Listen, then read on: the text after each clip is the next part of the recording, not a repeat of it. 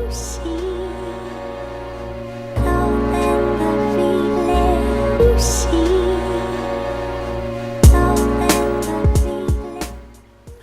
everybody, my name is Zen, coming from Essence of Zen. Today we're going to do a quick tutorial on how to download, set up, and use the basics of WinRar. So let's go ahead and launch How-To.exe.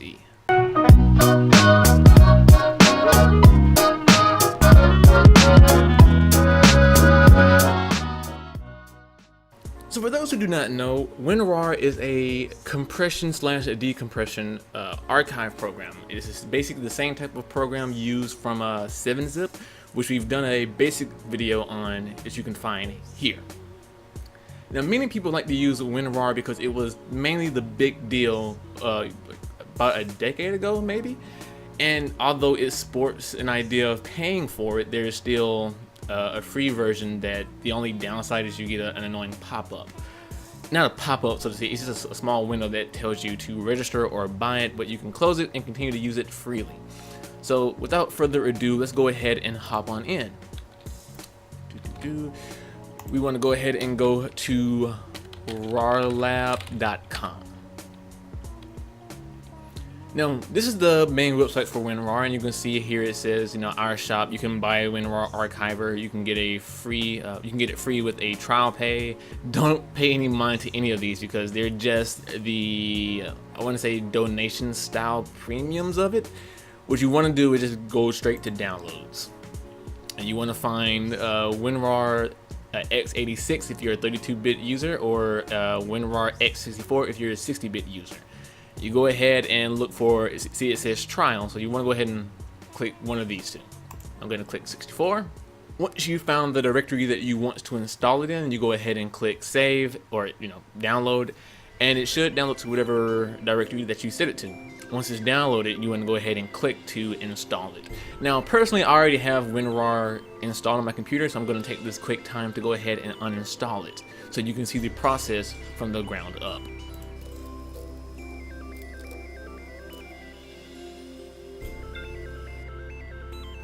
Now, when you run the installer, you're going to get the simple user account control pop-up window, and it's basically asking you to, are you sure you want to run this program because of risk and possibilities? Basically, your same thing you get when you download any program or install any program. It's basically your little safety, your safety notification. Go ahead and click yes.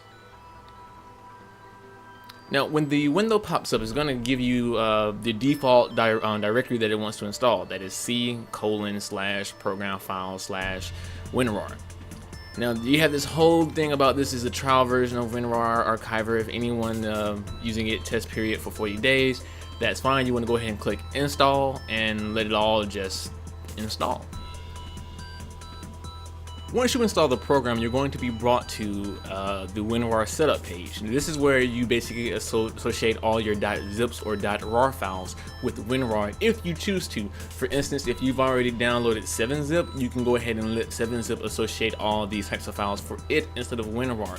But me personally, I started with WinRar. I love WinRar. I love 7-zip as well, but I just personally prefer WinRar. So I'm going to actually go ahead and let rar, zip, even 7-zip, ACE, ARJ, DZ2, CAB, it should be tar files. I'm gonna just leave it as it is, and I'm going to click OK. Now, if you, for whatever reason, want to have 7-zip, keep using 7-zip associated files, then you want to go ahead and uncheck that, or etc. for any other of these options. For interface, if you want to have a desktop icon for WinRar, you can. If you want to have it added to your start menu for Windows 7, you can.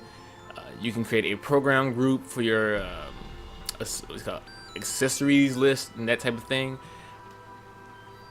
and so forth. Shell integration is a little bit more advanced. If you know about shells, you probably don't need this video. If you don't know about shells, don't even worry about it. That's more for like command prompts type things, but don't worry about it. Once you've set up your settings the way you want it, you want to go ahead and click OK. And when you're done, you're done.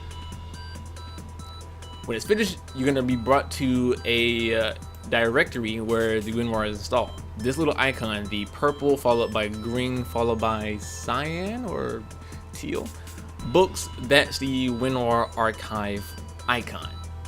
So now if you go to any of a folder that has an archive folder, such as for me, I use, .rar for backing up my websites.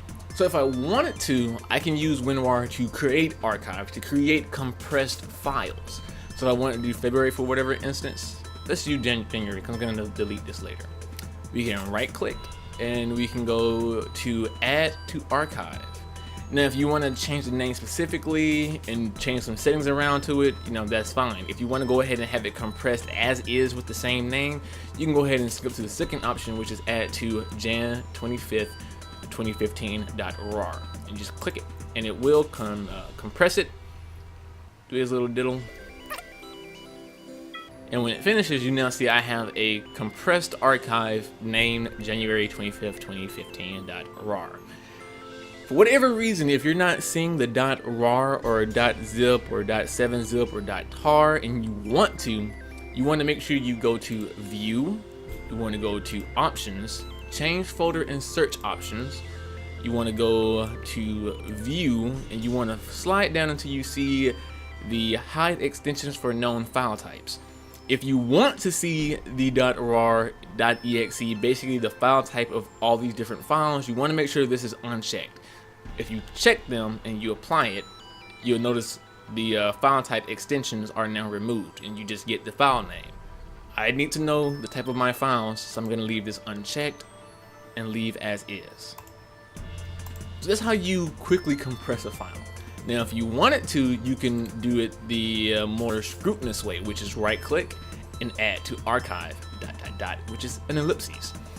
Once you click it, you're going to be brought to a menu that says archive file name. It'll basically propagate the original folder or file's name into this, and you can change it here if you want to. I can change the name. You can set it to different profiles. You can have an archive format that is RAR, RAR5, zip.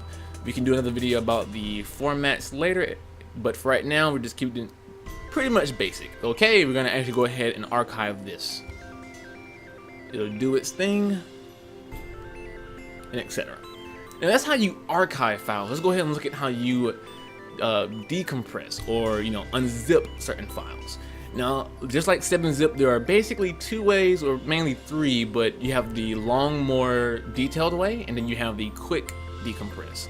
So if I find, let's say, my January 25, 2015, let me go ahead and delete this. What I can do is right click and I can extract here. Now if I do this, it's going to extract all the files without creating a subfolder for it.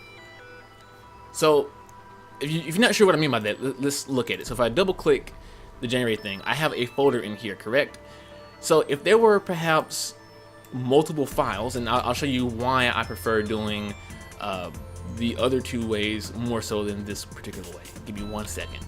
Okay, so I slightly modified the archive. I added 2 extra files to the root of the archive. So basically speaking, if I double click this, it now has the original archive files plus 2 more. So if I right click this and I just say extract here, it's gonna just dump whatever is in the root folder plus the subcategories as well into this folder. It's very messy, so watch this. So I get my January 25th folder and those two extra files as well. I don't like that. That's messy. It's really, really annoying. So what I usually do is right click and I do extract to, and this will be replaced with any of the original file's name. So right now, since I'm clicking the archive file type or file January 25th 2015, it propagates that file name here for creating a folder. That's what the slash here is for. Is that forward slash or backslash? I think that's forward slash. I always get those two confused, and I'm a programmer and I get them confused. So if I was to right click the February 1st archive, you'll see that it propagates the same file name for that with the forward slash for indicating it's going to create a folder. So if I do this and click extract to yada yada yada, it will create its own separate folder, and then inside that folder houses the original context of the archive. I do this because I usually never know what someone has packaged in terms of the organization, and if I have like a bunch of loose files, and if I have the archive in like an already full of files and pictures and documents, and I extract it here, all those loose files may just become even more complicated and harder to find, and I hate that. I really do. So good practice, if you archive a folder, make sure it's already in one single root folder to begin with. I'm gonna delete it anyway. And then last but not least, you can always double click to open up the archive, or right click and do extract files ellipses. And then it'll basically ask you, where do you want to unzip the package or the archive file? Where do you want to decompress it to? So for instance, if you want to, it propagates the location that you're already in plus the name of the folder that it wants to create. But you can also display this to get a better look of the file tree. So we're going to go ahead and click OK. It's going to unzip, and then voila, you have your February 1st, 2015. I can change the name and as the folder, which is the same as the previous one that's right above it.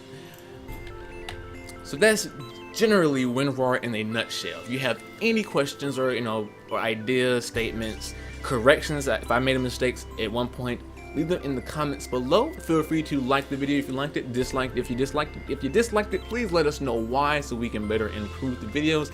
That is very important. That is very important. Subscribe if you want to see more. Feel free to request a type of tutorial or look over first impressions video in the comments below as well. My name has been Zono, coming from Essence of Zen. You can always find the 7-zip variation of this type of tutorial here yet again, or in the description below. I will see you all in the next video, but until then, as always, take care.